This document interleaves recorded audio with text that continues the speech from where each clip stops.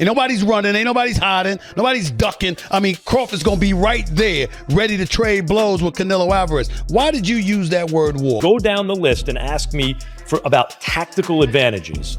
Most of them are Crawford. Crawford could see everything coming. He could see everything coming that Canelo threw at him. He was reading it so well. His guard was so tight as well when he was up at the ropes, when he was exiting, looking to move around. Stephen A.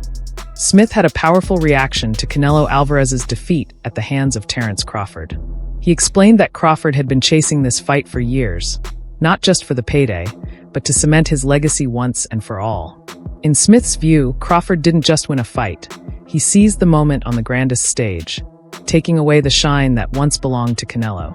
Smith stressed that this wasn't an ordinary victory. It was a career-defining statement, the type of performance that rewrites how a fighter will be remembered in the history of the sport. Division world champion out of Omaha, Nebraska. He's undefeated, 41-0 with 31 KOs, and he begged for this fight. He wanted Canelo bad because to him, it's all about legacy. I'm not speculating. I'm telling you what I know. And how would I know? It's because I interviewed him. Yesterday, we sat down.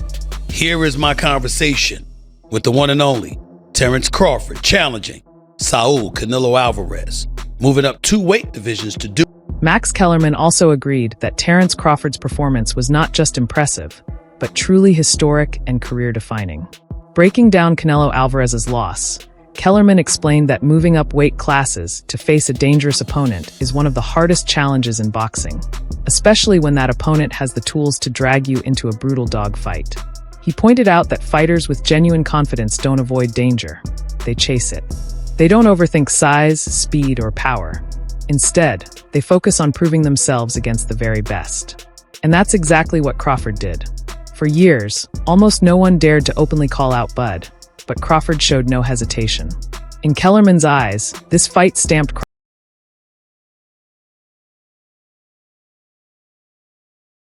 fighters ever achieve. Having to jump up 2 more weight classes and fight a guy who might put him in a dogfight, a real one, for the first time in his career.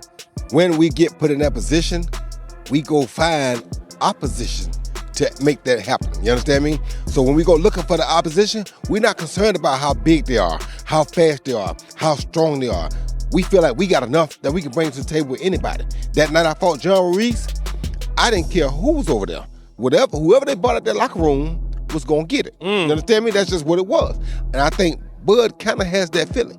Now, Bud, you gotta remember, has been around for a long time. Nobody called him out.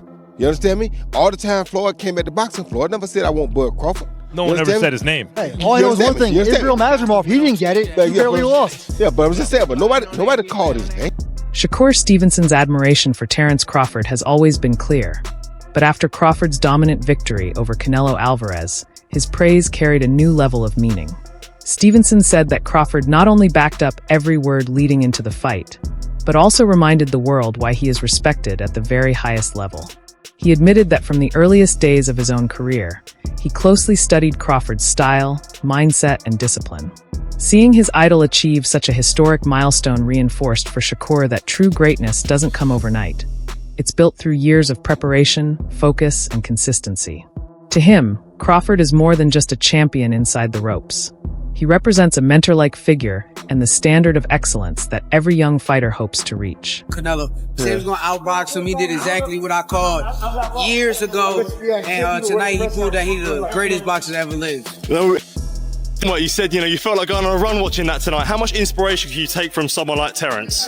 I take everything from him. I've been around him since I was a kid. And just watching that greatness. Stephen A. Smith reflected on Terence Crawford's determination heading into the Canelo fight. He pointed out that while many fighters in Crawford's position might have asked a superstar like Canelo to move down to a more favorable weight, Crawford refused to take the easier route. Instead, he stepped directly into Canelo's world at 168 pounds. For Crawford, Smith explained, the fight was never about comfort or convenience. It was about legacy. He reminded viewers that Canelo Alvarez remains one of boxing's most decorated champions, with world titles across multiple divisions. By demanding to face him at his natural weight and going after the belt he guarded there, Crawford showed not only his courage, but also his relentless drive to chase greatness on the sport's toughest stage. 1-0, Molly, with 31 knockouts. He's taken on all comers. I asked him, you're moving up in weight. Why would you not try to come down from 168 to 160 to meet you halfway, since Crawford's last fight was at 154. Crawford said, I want what he has. I want to go take it. I don't want to I don't want him making concessions and alterations. I'm coming to take what he has. And you look at him and no one believes that he can't pull it off. He can box, he can punch, he's smart, he's elite, and he wants Canelo. He begged Canelo for this fight. Aide Oladipo highlighted the dramatic shift in how fans and critics viewed Terence Crawford. Before the fight, many doubted him, saying he was too small, too old, and simply not built to handle a powerhouse like Canelo Alvarez at a heavier weight.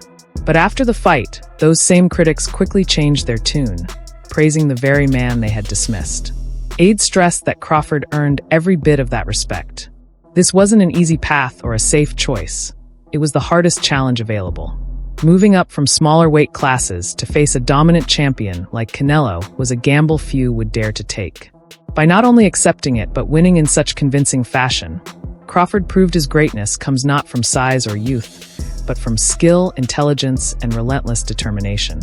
Did it like Canelo, and what makes it even special or more special for Crawford is that he did it jumping up, as we know, a couple of weight classes. He did it against one of an all-time or another fellow all-time great, and he did it against someone who was undisputed and still a pound-for-pound top 10 guy. That's what Crawford did, people. So, all those things people were saying in the lead up to this fight, Canelo's going to be too strong, Canelo's too experienced, Crawford's going to be 38, all that. You have to remember all of that when you give Crawford his flowers. Don't like, oh, well, Canelo looked old. No. I don't want to hear any of that. I've started to see a few people on Twitter start to kind of sort of find excuses already. No. Remember everything you said, because Crawford deserves all of that.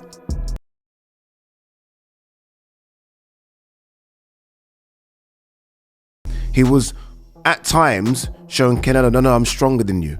I'm going to bully you. Oh, you think you're going to get me in the clinch because you're Mr. 168? No, look at the size of me. I'm jacked as well. I'm swole. And he was moving Canelo around. So by doing that, he got his respect. He didn't switch to orthodox once, stayed in the southpaw stance because he realized early, oh, Canelo don't like this. Canelo does not like this southpaw stance. I'm going to stay here. I'm not going to switch it. No, I like this work. I'm going to stay here. On the ropes, it's like, okay, come in, because when you come in, I've got that as well, and I can hurt you as well. Spinning off the ropes. His jab was fantastic. They put up the jab numbers. He was out jabbing Canelo it was almost like 10-1, maybe even 20-1. It was fantastic, and when he needed to land those power shots, he was landing those power shots. It was an incredible performance. The Wade Concept Analyst delivered a crucial perspective by rejecting the idea that Canelo's defeat could be explained away as the downfall of an aging fighter. He reminded fans that Crawford is actually older than Canelo, so age cannot be used as an excuse. On top of that, Alvarez entered the bout with every natural advantage: size, strength, and familiarity at the weight class. Yet none of it mattered. Crawford outclassed him in every area. WD stressed that this wasn't about Canelo slipping, but about Crawford rising to a higher level. By stripping away the excuses, he made it clear that Crawford's victory was genuine, undeniable, and historic. More tight, more fundamentally sound. While Canelo, even when he was able to get to range, which wasn't a lot, it wasn't often, he was having a hard time landing clean because everything was super wide and out here and to the body out there. And Crawford would either circle out to that same side, to Canelo's lead hand side. He would circle away because Canelo would step straight to Crawford and chase him and not necessarily cut him off. And even when he threw that hook, I was looking for the hook from Canelo right hand as he stepped through, right? Corral with the lead hand, bang the right hand because you're fighting a southpaw. So yeah, your jab may not be as effective in landing and managing distance and all those things, even though for Terence it kind of was. For Canelo, I was expecting a lot more of that right hand down the middle and over the top, and him jabbing his way, feint jab right hand, and then that lead hook that I thought he would be able to corral Crawford, because Crawford did want to move away from Canelo. He did. He wanted to move away from that power hand. Smart to do. Canelo never took that extra step to step outside of Crawford's lead foot. Again, that orthodox southpaw matchup. It's always going to be a battle of that lead foot. He never took that next step to get outside of that lead foot and then step through Crawford, step to his left and land his right hand. He just felt like he was falling off to his right with his right hand, and once he fell off to his right after he threw the right hand, there was no follow-ups because he was off balance and Crawford was out the gate and circling back to reset the action. This was a masterful display from Terence Crawford. And again, I looked at this fight, and I don't want to do the thing where I said, oh, Canelo's washed, he's over the top, he's old. Terence Crawford's older than Canelo. Is he as weathered as far as fights are concerned? No. But you can only do one thing when talking about this fight, and that is give credit to Terence Crawford. If you want to say Canelo looked old, that's... The former world champion Carl Froch broke down Crawford's pivotal tactical shift in the middle rounds. He explained that after the 6th and 7th rounds, Crawford recognized the need to press forward and take firmer command of the fight. His jab became the key weapon, disrupting Canelo's rhythm and forcing him backward. Froch praised Crawford's ring IQ, noting how he chose the perfect moment to alter his approach. Instead of allowing the contest to drift, Crawford seized control and imposed combination punches on the back foot, sort of dictating the pace. And then after about round 6 or 7, Canelo Alvarez knew, 1 second, I need a little freshener. He needed to put the fight on its front foot and take it to Terence Crawford and start to try and catch him and bang him on. And when he headbutted Crawford, I thought that could be the start of it. A little bit of a nut, get that down. Yeah, I don't know if there was a cut, but the referee stopped and had a look, and I thought now Canelo's going to step on the gas. And he did that. He stepped on the gas, he started getting in close, and he started landing a few more shots than he was in the previous rounds, but it wasn't enough. Terence Crawford was able to catch and counter. He was landing a sneaky uppercut from the southpaw stance. He was dominating behind his jab, and then when Canelo stuck it on him, he was dominating up close in the pocket. He was beating him at his own game. Canelo Alvarez must have been...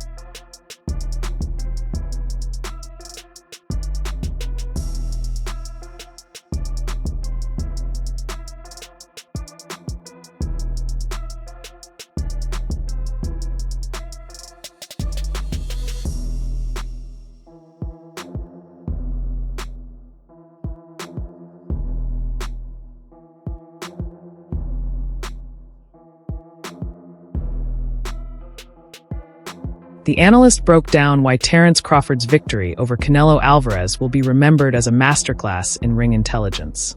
He described Crawford's performance as pure genius, noting how he anticipated nearly every punch Canelo tried to throw. It was clear that Crawford had studied Canelo's habits, preparing the perfect counters before the shots even came. This foresight kept all night, reducing Canelo's once-feared offense to something limited and predictable. The analyst emphasized that while many world-class fighters freeze under the weight of Canelo's combinations, Crawford dismantled them with calm precision, never rattled, never overwhelmed. His success was not built on brute force, but on preparation, discipline, and unmatched ring IQ.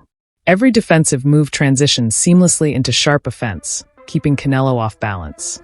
This was no upset born of luck. It was the result of years of experience and meticulous planning.